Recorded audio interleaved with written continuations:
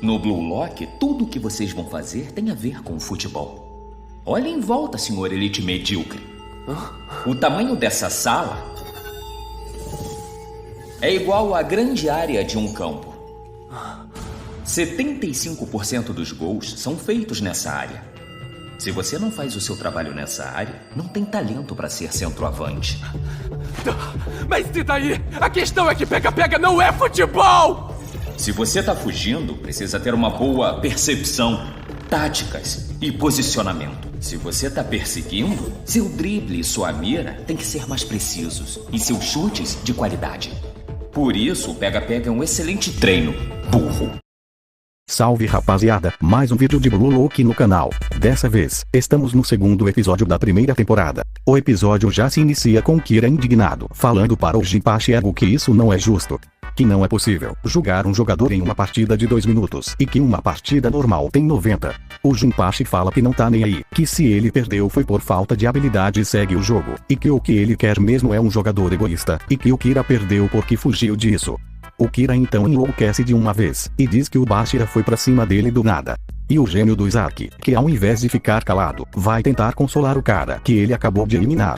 E aí não dá outra. O Kira fica putaço com o Izaki e fala que tá tudo errado nessa jossa. O Kira então sai da sala e o Izaki começa a se perguntar o porquê dele ter acabado com a carreira do Kira assim. O porquê de ele estar tão animado com isso e o porquê do Soneca ter passado a bola pra ele. O Izaki então diz que se o Soneca não tivesse passado a bola pra ele, ele teria perdido. O Soneca então responde que sabia que o Izaki iria chutar, e que tava na cara dele, que só os resultados importam e que o Soneca apostou nele e venceu. O Izaki então começa a achar que o Soneca tá doidão, e o Careca começa a reclamar, falando que tudo isso era uma doideira. O Jinpachi então vai cobrar o Careca e diz que o jogo funciona assim. Ou você ganha ou você perde. Os melhores centroavantes do planeta arriscam as suas vidas todos os dias pela vitória, e que eles devem se lembrar desse gosto e alimentar o ego deles. Só assim algum deles pode se tornar o melhor centroavante do mundo. E então, o Blue Lock finalmente inicia oficialmente.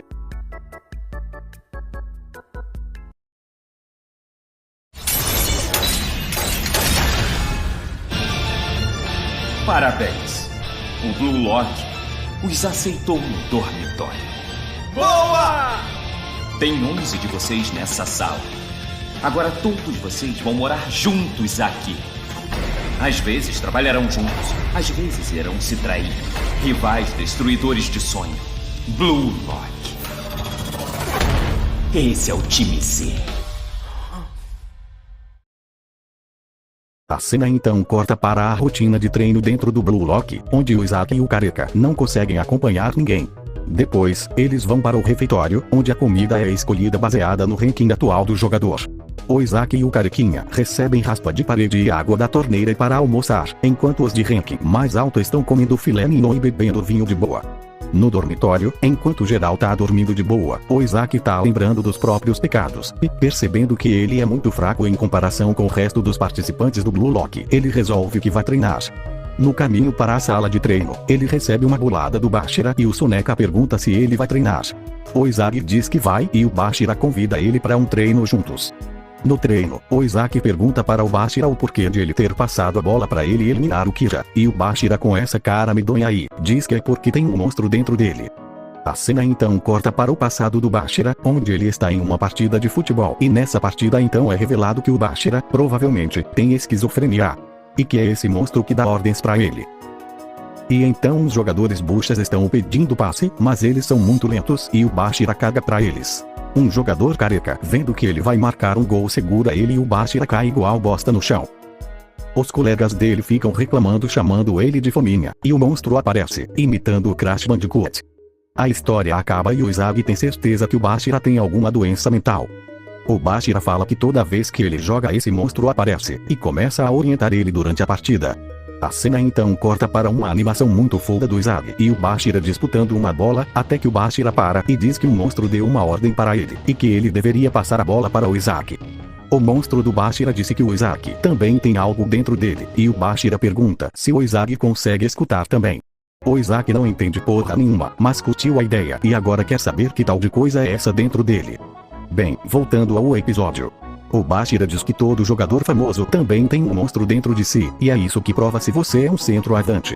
Então o Bashira para e diz que ficou feliz de ter ido para o Blue Lock, pois assim ele pôde conhecer o Isaac. O Isaac então fica com essa cara de bunda aí, e o Bashira diz para eles começarem outra disputa. O Isaac vai na onda, mas por dentro ele só se pergunta qual é a do Bashira.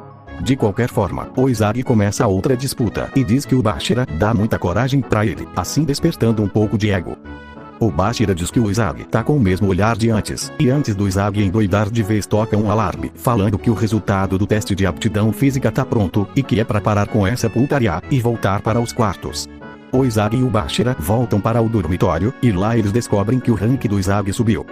O Junpeichi aparece na tela e pergunta se o pessoal tá curtindo a estadia. O loiro aleatório fica bravo e pergunta como diabos isso vai ajudar no futebol deles.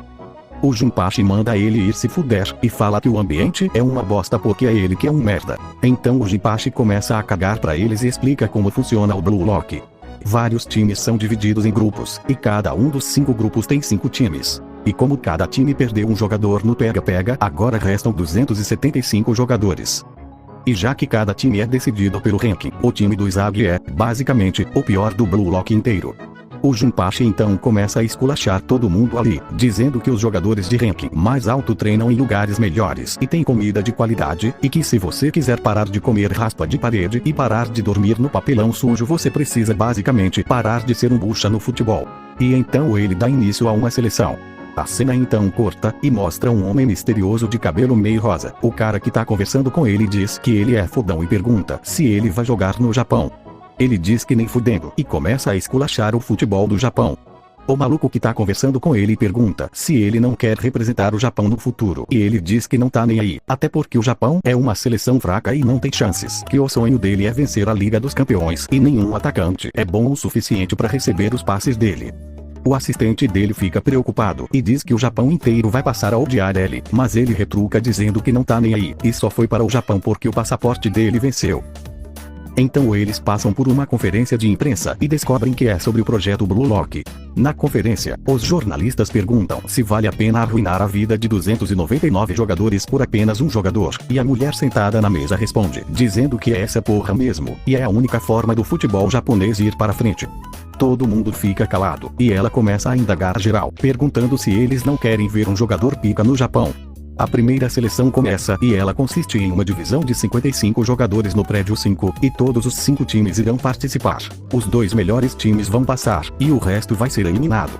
Os 11 jogadores do time Z então irão formar uma equipe, mas eles percebem que todos são atacantes. Eles começam a dividir as posições, e o Junpeichi interrompe, falando que estratégia é coisa de e jogador bom mesmo marca gol. Não vai ter porra de posição nenhuma, e que é pra geral jogar como quiser. A cena então corta para a mulher de novo, e ela começa um discurso. Ela diz que o Japão evoluiu de forma incrível ao longo do tempo, mas ainda falta um passo para atingir o nível dos melhores. O Japão já atingiu o sonho de jogar na Copa há muito tempo, e agora é hora de recomeçar. O Junpeichi continua o discurso, falando para descartar tudo que for o normal, porque o que o Japão precisa para ser o melhor do mundo não é a colaboração de 11 jogadores, mas sim de um herói. O futebol só poderá evoluir quando surgir um herói assim. Todas essas linhas de defesa só foram criadas para parar um craque. As jogadas de uma pessoa assim podem mudar não só o país, mas como o mundo inteiro. A cena então corta para a mulher, que diz que o novo estágio do futebol está começando, e os protagonistas não serão os velhacos, mas sim os jovens que ainda não são ninguém. Eles então perguntam se todos estão prontos, e que todas as esperanças estão no Blue Lock. A conferência acaba e todo mundo fica puto, questionando sobre os métodos do projeto. O assistente do jogador fodão lá pede para eles se apressarem para não perder o voo, e ele manda cancelar, dizendo que ele vai acompanhar de perto o idiota que vai sair disso aí. A cena então corta para os créditos, que mostram o time que o Isaac vai jogar contra, e então o episódio acaba. Gurizada, valeu demais pelo apoio que vocês têm dado ao canal. É meu primeiro projeto no YouTube, e a prévia sobre esse vídeo está quase chegando nas 1000 visualizações. Isso significa muito para mim. Fico feliz que tenha curtido. Caso tenha gostado, considere se inscrever, e é isso. Falou e até!